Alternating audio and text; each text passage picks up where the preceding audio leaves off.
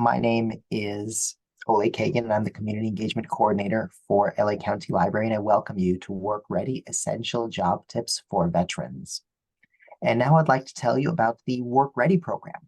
Work Ready started in December of 2020 with the purpose of helping people get a job, improve their work situation, and plan a more sustainable career path. We do that in two ways. One is we lend out laptops and Wi-Fi hotspots out of 27 library locations, breaking down one barrier to applying for jobs and getting online training. And the second way is programs like this one here. We have been doing virtual events for the last few years on a variety of work-related topics, from basics like resumes, cover letters, and interviews, to deep dives into various careers and other subjects to help you succeed at work. And you can see over 50 of those past classes on our YouTube channel by checking out the work and career playlist, which I'm going to post in the chat right now. And the Work Ready program is made possible due to funds provided by the American Rescue Plan. Now, before we get going, I also want to let you know what we have coming up next for Work Ready. On Tuesday, November 7th at 11 a.m., we have Work Ready, writing great cover letters. So solid resumes and cover letters are still essential for most job seekers, and Coach Jennifer Rosati is going to show you tips and techniques for making your cover letter extra effective and getting you that interview. So here's the information for that in the chat. You can sign up for that right away, and that is free, just as all library programs are. And if you're interested in finding out more about our library programs, you can do that by going to lacountylibrary.org, and on the top right-hand side, click on events. And that gives you all the events: in-person, virtual, for all age groups, kids, teens, adults, older adults. And if you just want to know about virtual events specifically, Zoom events like this one, if you hover over that events link on our main page, then you'll get a drop down that says virtual programming. You click that and you'll get all of our virtual programming, also for all ages. And of course, just like with everything at the library, absolutely free. All right. Now let us get on to today's program. And to do that, I'm going to introduce our presenter. Born in Bridgeport, Connecticut, Luis Crespo moved to Los Angeles in 1980, joined the Army in August 1985, and retired from the Air Force in December of 2010. He's a 25-year military veteran, 20 years active Army and Air Force combined, 5 years Army National Guard, with 4 deployments: Saudi Arabia, Iraq twice, and Afghanistan. Luis's Army career consisted of communications, Patriot missile systems, and as an Army recruiter. His Air Force career consisted of contingency contracting officer, program manager, unit deployment manager. Luis was stationed in the U.S. and Europe. He currently works as a workforce development coordinator at U.S. Vets, located at Patriotic Hall in downtown Los Angeles. Luis likes to travel, play sports, and explore a variety of cuisines. He also owns 2 rescue dogs. And with that, I will turn it over to Luis Crespo for essential job tips for veterans. Luis, the stage is yours. Okay, thank you, Alec, and good morning, everyone. I hope everyone's having a good morning and has their coffee ready to go, or tea, whatever your preference is. So basically, I know there are probably going to be some questions that come up, so please feel free to write them down. There will be a few pauses during the presentation, and I will make sure to cover those questions as best as possible. Okay, so today's workshop or webinar is going to be focused on your resumes, cover letters, and a few little interview tips to get prepared for that employment. So with that, let's get started. I'm going to go and share my screen.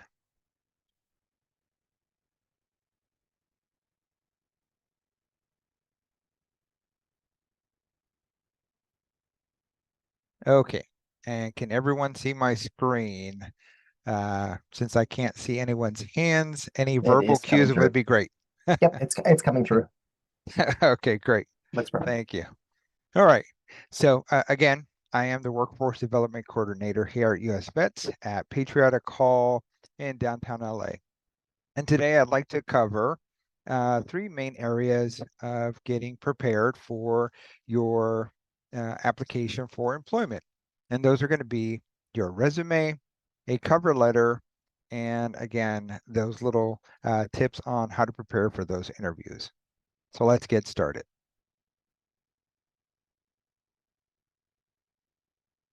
Okay, let's see. There we go. Okay, so the first area, functions of a resume. And basically, the function of the resume really is where the third bullet there says it basically helps your employer determine if you're a good fit for your position.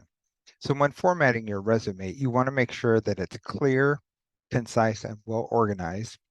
And in a few next couple of slides, I will cover over what your resume should look like. Now, this is a big one, the 10-second test. Basically, when someone from HR is overlooking your resume, they really have this rule of 10 to 15 seconds to make sure that your resume covers the four essentials that they're looking for. Location of the employment that you're looking at, your job titles that you've held before in the past, those dates of employment, and if there's going to be any gaps in between those, and any educational requirements that might match up with that employment. Now, where do most applications get sent to, or resumes? Those are going to be on ZipRecruiter, Indeed, Glassdoor, LinkedIn. Basically, most HR departments are looking at those websites for those resumes. And if you ever have a question as far as whether your resume is a good fit, there's a place called jobscan.co that you can upload your resume and it'll outline that resume for a particular job. Okay, we call this the black hole, right? Why was I not selected? You might have applied to several jobs and either you've not heard anything back or you did get your cursory text or email to say that you were not selected. Well, here's a few reasons why you might have not been selected.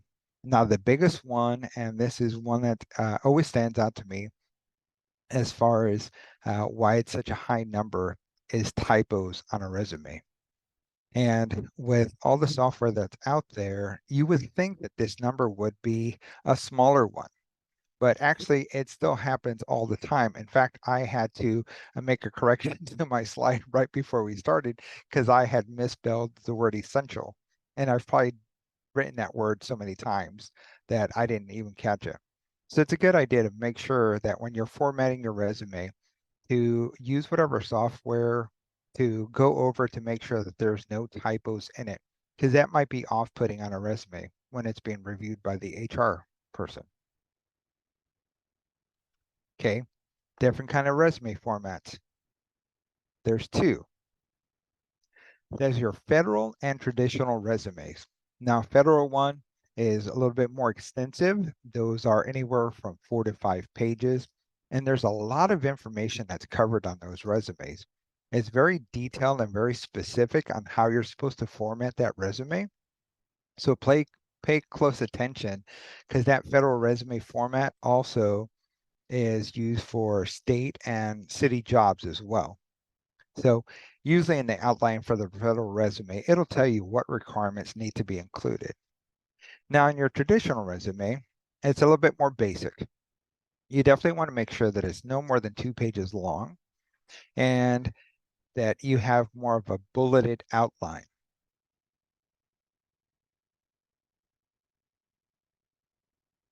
You have the option of doing either a chronological resume or a functional resume. So the first one I'm going to go over is a chronological, which is what most of us typically use. You're going to have your name, a little professional summary, and then you're going to start with your most recent employment and then working backwards. Now, the question that I get asked often is, how long do you put in your work history? So my best suggestion always usually is that if, let's say, the position you're applying for requires you to have, let's say, 3 to 5 years of experience. So do you want to put 15 or 20 years on there? Not a bad idea, but you want to keep it the most recent job history you have. So I typically recommend in that scenario of 3 to 5 years, I would add probably about 7 to 8 years of experience. Now, the functional resume is typically used more for someone that's getting out of, let's say, college, or they've been using their education as their strength of their resume. So typically, you're going to list those key strengths and the technical skills up front. Now, this is a good one here. How do you make a resume stand out? So you definitely want to include a LinkedIn in the header if you already have a LinkedIn page. If you do not, I highly recommend that you set yourself with a LinkedIn page, because right now there's about 93% is where most recruiters are looking for applicants for their positions to be open or filled, I should say. You definitely want to include any brief volunteer and leadership experience at the bottom of your resume. And make sure, I cannot stress this enough, that you do tailor your resume to the position you're applying for. So don't just do a general resume and hope that it'll apply in general to the job that you're applying for. You want to make sure that you're looking at that job description and matching up your resume with the job description.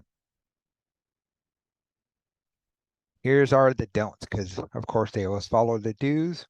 And this is where you don't want to get too what what we call the artsy fonts, right? Where there's a lot of colors, where you're using like all of these fonts where it's difficult for the person to look at when they're reviewing your resume. And then you also want to make sure that you put in just your experience. So try not to put any unrelated experience in your resume. So, for example, if you're going into, let's say, an IT position for computer software, do you really need to add the time that you were a delivery driver for UPS or working as a manager at a fast food restaurant? Probably not ideal, because you're trying to target that resume for the position.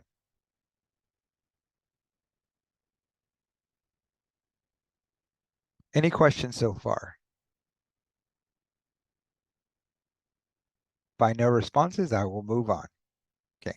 And at the end, I will be taking questions as well. Actually, Now, there's a comment in the chat. oh, okay. Some Okay, I see that. Let's say, yeah, don't put information in the actual header of your Word document. ATS can't parse information inside the header and the footer. Create your own letterhead with your contact information. So yeah, so there's, when you double click on the top of a Word document, it opens up the header, and that's kind of a special place. So that's a good point. That an applicant tracking system may not be able to parse that. Correct. Correct. Okay.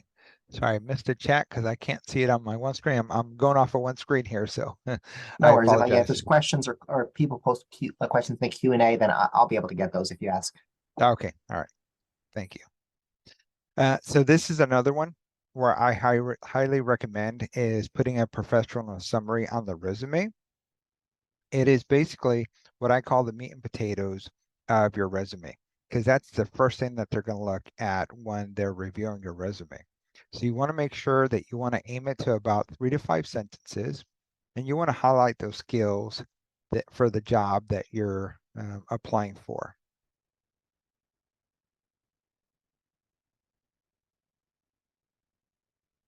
Now, here's a couple of examples. I can go ahead and read over the second one, which is the one that I really like. And I saw this on a resume recently that I was working a veteran with.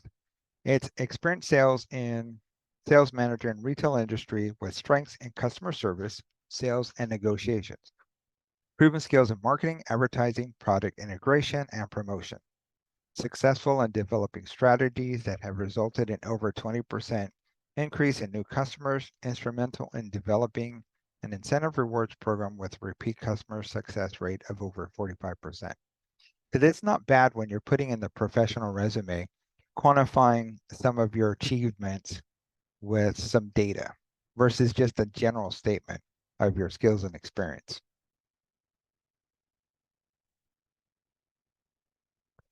Make sure under that section you want to include your qualifications and technical skills. For example, if you do happen to speak a different language, you want to add that on your resume and the fluency of that language. And not just being able to speak that language, but if you also know how to read and write that language, that's pretty handy to add onto your resume as well. Just make sure that whatever you put down for your qualifications and technical skills, that you actually do have that skill set.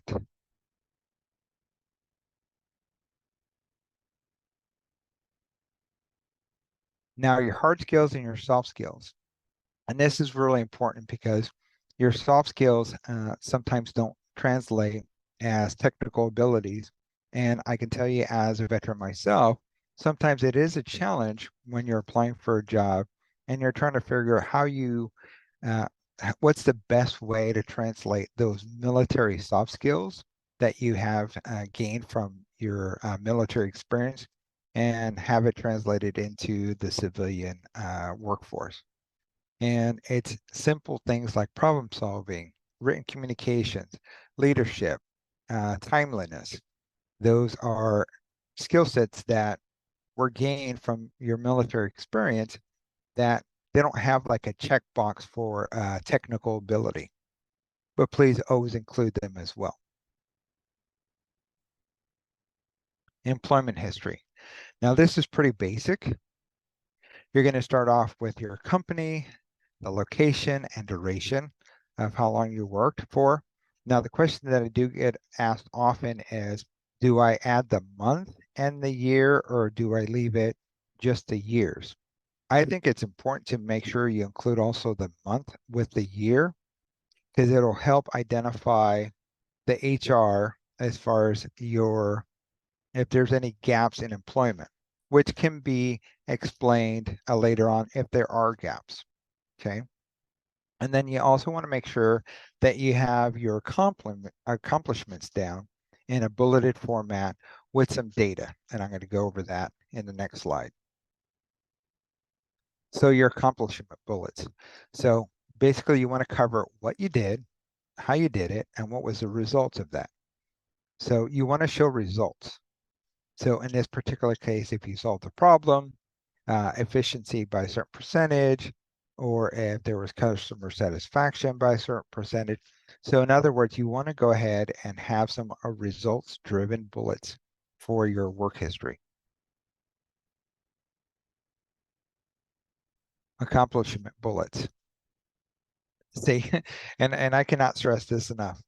Sometimes I think it's a challenge for us to write down on your resume in the short sentences of what you accomplished, right? So you just want to make sure that it's not a novel that you're writing for your accomplishment bullets because that's what a bullet is. It's a short statement of what you're trying to say. So here's great examples usually that we run across when working with veterans. So in this particular case, you might write just responsible for training 40 Marines. Well, how do you write that in a better format so that it actually shows more of an accomplishment with some data behind it? So you can go ahead and rewrite it as trained 40 employees on maintenance production techniques, resulting in 30% decrease in equipment downtime. So see, it's basically saying the same thing, but with adding the additional information in there with some results. It's a better explanation of what you did while you were serving. This is another challenge when you're trying to find those keywords to use. So instead of using the generic terms of like I save time and money, you can go down that list of decreased, reconciled, reduced, conserved, consolidated, and yielded. There's so many different websites that you can go to that can help you in trying to find the right keyword for using in your resume. Okay. And before I get into drafting effective cover letters, are there any questions in the chat that I've missed? No questions at the moment. Okay, great. Okay, now the resumes are great. And I always call the resume the foot in the door. But for most jobs, when you're applying for a job, you also have to include a cover letter. I call cover letters the knock on the door before you get in the door. So there's always great valuable information on Indeed, and there's a particular link that I'm going to share with you that has some great information on writing cover letters.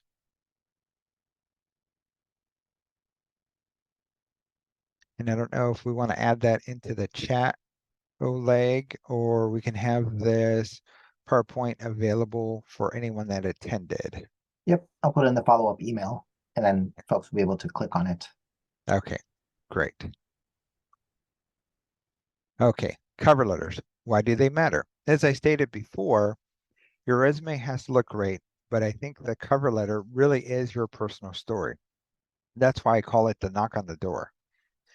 You want to make sure that you emphasize the reason why you're applying for the job and why you want to work there, and especially why they want to consider you for that position. My pro tip on this is to make sure you do your company research.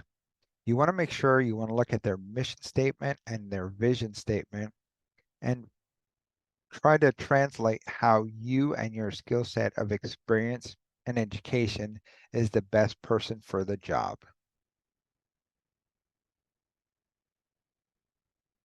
The one that I want to have you take away is don't repeat your resume. Don't just take your resume and then just copy it onto a cover letter. They're going to see that later. Like I said before, you definitely want to make sure that you're using like a conversational language in that cover letter. You just want to go ahead and introduce yourself and put your best foot forward as far as your skill set and how you best fit in that position.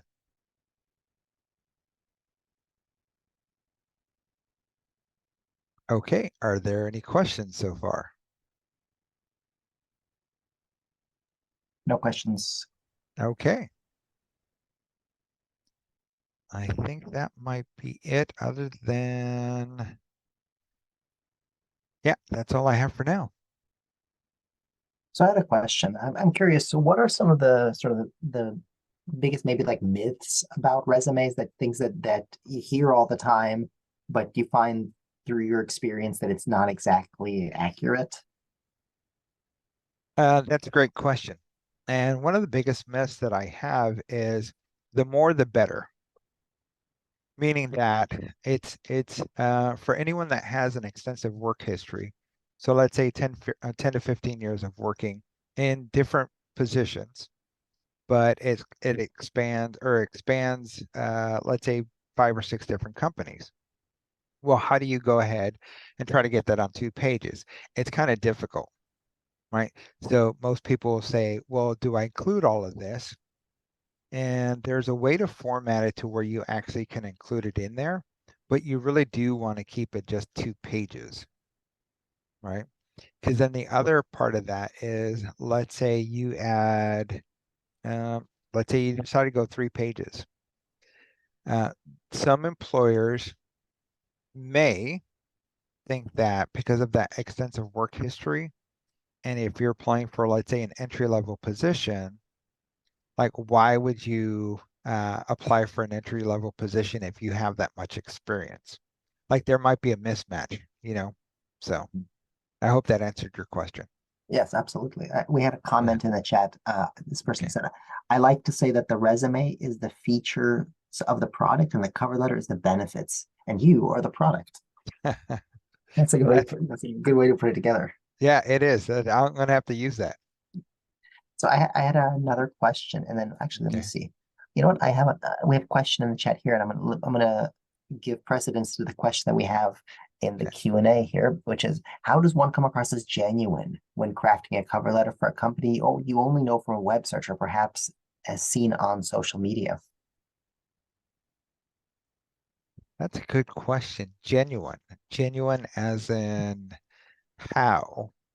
I think like as is in, you as a job applicant, Hmm. you're applying to a variety of companies. You may not know that much about that company. You've just seen them, you went to their website, maybe you've seen them on social media, Right. so you don't know the culture of the company necessarily.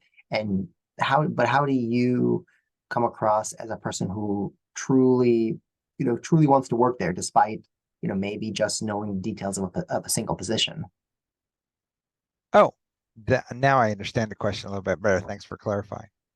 So yeah, very often when you're looking at a company's website for their mission statement or vision statement, and to come across genuine, I always say, especially in the cover letter, I'm very interested in the opportunities for working for this company because this resonates with me, right? I mean, there has to be a reason why you're applying for the company. There has to be something that you find interesting about the company. So I would use that keyword of like, I find this interesting or this speaks to my passion, even though you may not have that particular skill set or work experience, but you are very excited. That's another keyword to use about working and helping that company, accomplish their mission or helping that company grow. Yeah, that makes sense. You pull something out from their website so Hmm. that they know that you've actually you've done some due diligence. I don't think there's an expectation that somebody knows everything about a company, but Right. if you've done like these mission statement, if you can Hmm. see that, then you know that they know that at least they know we sell widgets. And they seem excited about selling widgets or excited about selling or excited about widgets, something about the company. Right, right, right. The person found this response very helpful. Thank you, Luis. No, okay. So I have a question about something that I've seen in the work world, and that is Oh, sorry. Go ahead. there you are. I've seen that there are some recruiters that are specifically there to recruit veterans or former military. Do you find it helpful, or is it a good strategy to reach out directly to those people and say, here my name is so and so, I served, I'm Mhm. interested in working for whatever. For many big companies have specific recruiters for veterans. So is it helpful to reach out to those people directly? Yes, it is. And that's a great question. And that's one of our main focuses here, especially mine as a workforce development coordinator. I work with veterans every day, connecting them with employer partners. But the key to that is those companies that actually have either like a military liaison or Mhm. a veteran recruiter looking specifically for veterans for those employment opportunities with the company. So yes, definitely. If you don't know, because sometimes it might not be listed on the website, you can always ask when you're connecting with the HR department and ask them, hey, I happen to be a veteran and I just wanted to know if you have a veteran liaison or a military recruiter for your company. I think it's helpful. Many people are concerned about not having a professional network or just getting started with a professional network. So it Mhm. feels like that's a person that you really want to connect with at various companies because then that becomes the beginning of your network. And even if you don't get a job at that company, they might be able to connect you with somebody else, who can be helpful. Correct. Yeah. What are some tips that you have for networking? I know it's a big question for a lot of people. How do you develop that? So the best way I find to network is so I personally have a LinkedIn page. And what I do is when I'm looking for employment opportunities for some of my veterans, one of the first questions I will ask them is there a particular company or a particular job that you're looking for? We go ahead and look up that job on LinkedIn, and you can go into the LinkedIn website and go under search for people and then try to identify anyone in the HR department. And 9 out of 10 times you'll find out they'll have like a veteran talent specialist. And sometimes in their profile, you'll see if they have military experience or not.